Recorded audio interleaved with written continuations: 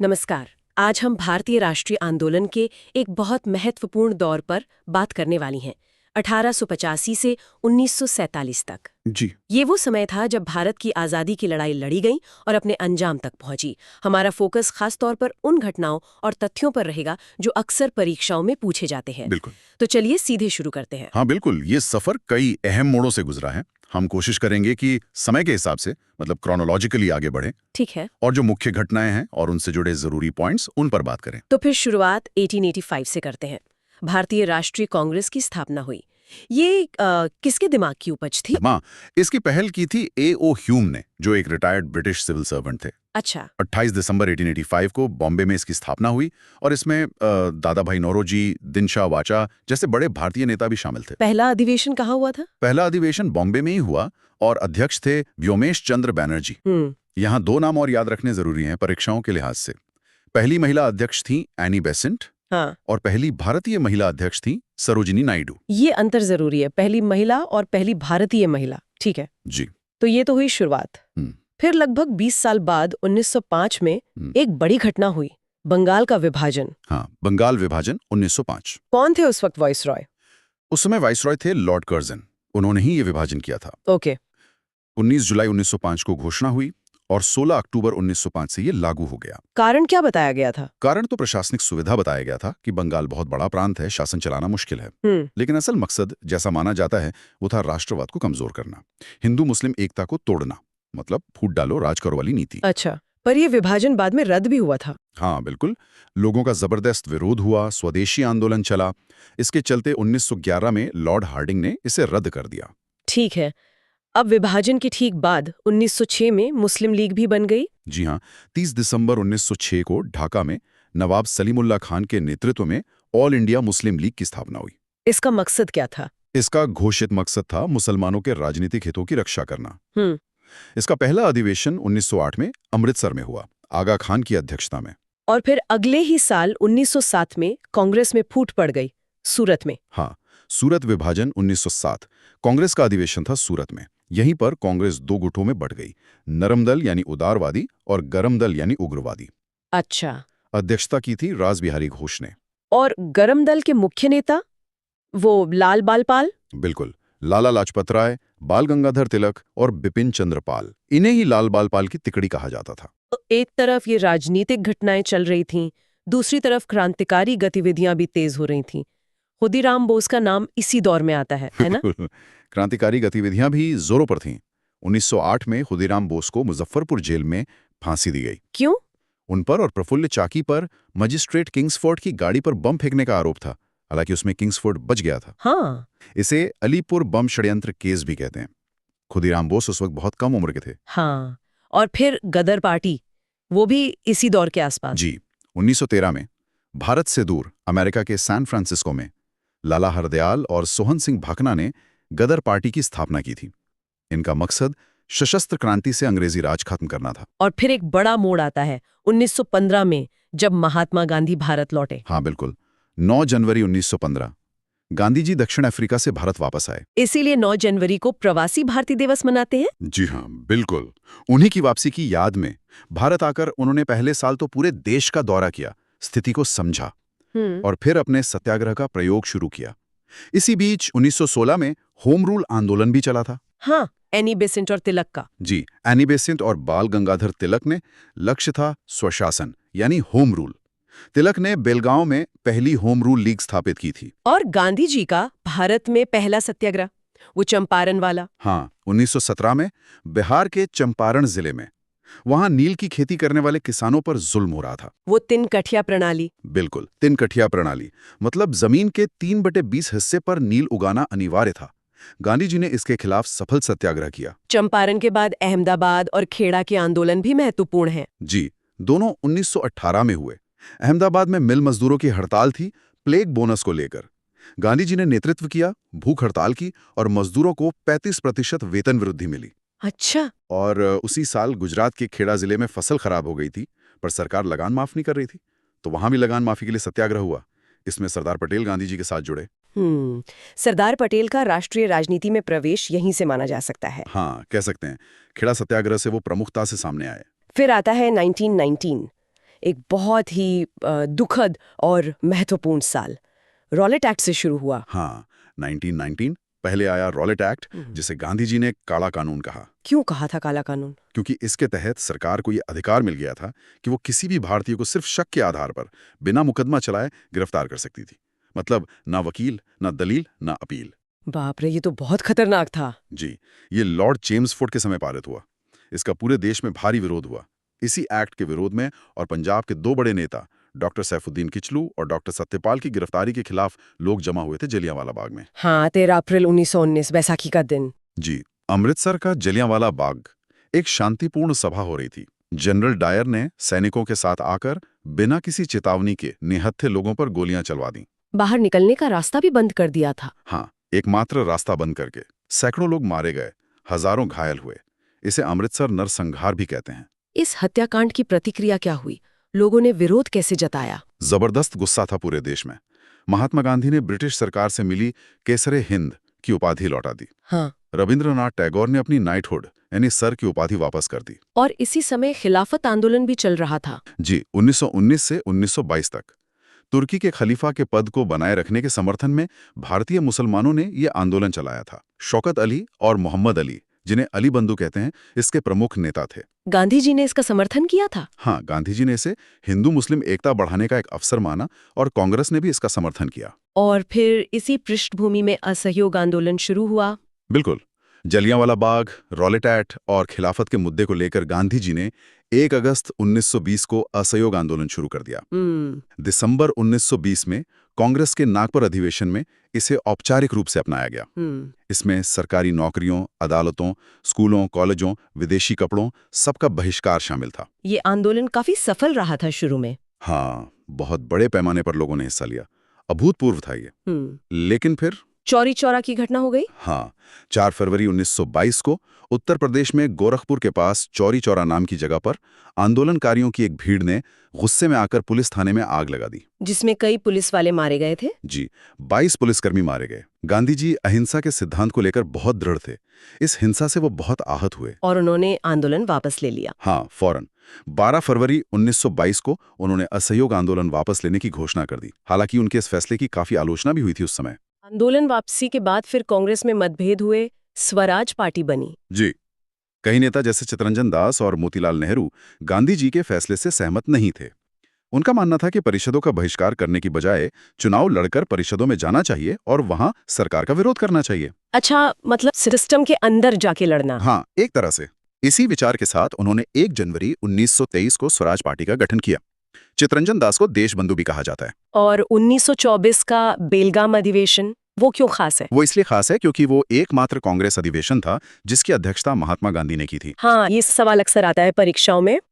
एकमात्र अधिवेशन जिसकी अध्यक्षता गांधी जी ने की, बेलगांव 1924। जी, ठीक है, आगे बढ़ते। 1928 में साइमन कमीशन भारत आया। इसका काफी विरोध हुआ था, साइमन गो बैक के नारे लगे थे। हाँ, 1927 में ब्रिटिश सरकार ने सर जॉन साइमन की अध्यक्षता में एक कमीशन बनाया था। काम था भारत में संवैधानिक सुधारों की समीक्षा करना। तो विरोध क्यों हुआ? विरोध इसलिए हुआ क्योंकि इस कमीशन में 7 सदस्य थे और सातों के सातों अंग्रेज थे, कोई भारतीय नहीं था। ओहो, मतलब भारतीयों के भविष्य का फैसला बिना किसी भारतीय के। बिल्कुल, इसे भारतीयों ने अपना अपमान समझा। इसीलिए जब कमीशन 3 फरवरी 1928 को बॉम्बे पहुंचा तो पूरे देश में इसका जबरदस्त विरोध हुआ। हड़तालें हुई, साइमन गो बैक के नारे लगे। इसी विरोध में लाला लाजपत राय जी की मृत्यु हुई थी। हाँ, लाहौर में विरोध प्रदर्शन का नेतृत्व करते हुए उन पर पुलिस ने लाठीचार्ज किया था। वे बुरी तरह घायल हो गए और कुछ दिनों बाद उनकी मृत्यु हो गई। उनकी शहादत ने आंदोलन को और मजबूती दी होगी। बिल्कुल, इसके बाद स्वतंत्रता की मांग और तेज हो गई। 1929 में कांग्रेस का लाहौर अधिवेशन हुआ, जिसकी अध्यक्षता जवाहरलाल नेहरू ने की। जी, ये एक ऐतिहासिक अधिवेशन था।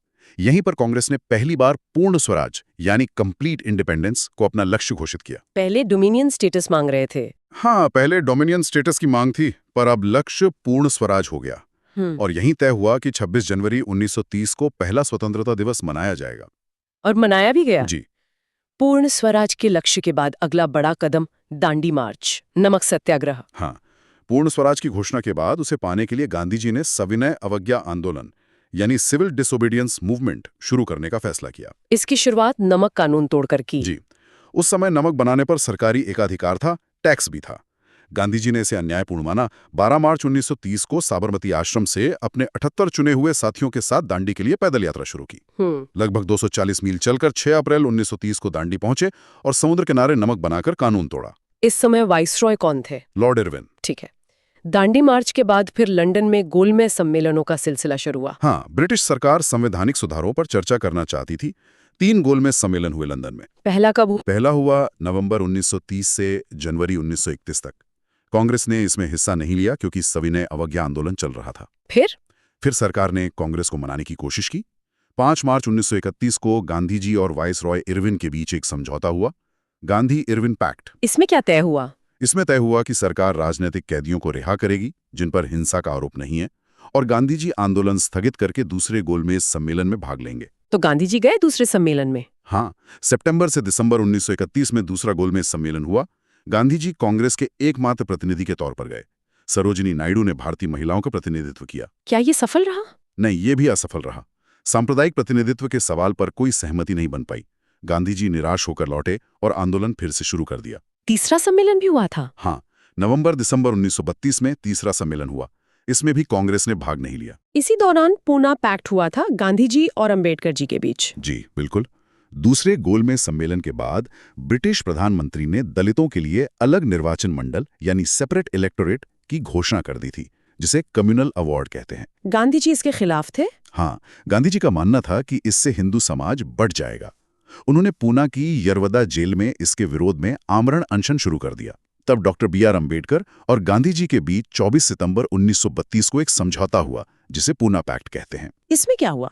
इसमें दलितों के लिए अलग निर्वाचन मंडल की मांग छोड़ दी गई, लेकिन प्रांतीय विधानमंडलों में उनके लिए आरक्षित सीटों की संख्या काफी बढ़ा दी गई। अच्छा, और डॉक्टर अंबेडकर ने तीनों गोलमेज सम्मेलनों में भाग लिया था? जी हाँ, ये एक महत्वपूर्ण तथ्य है।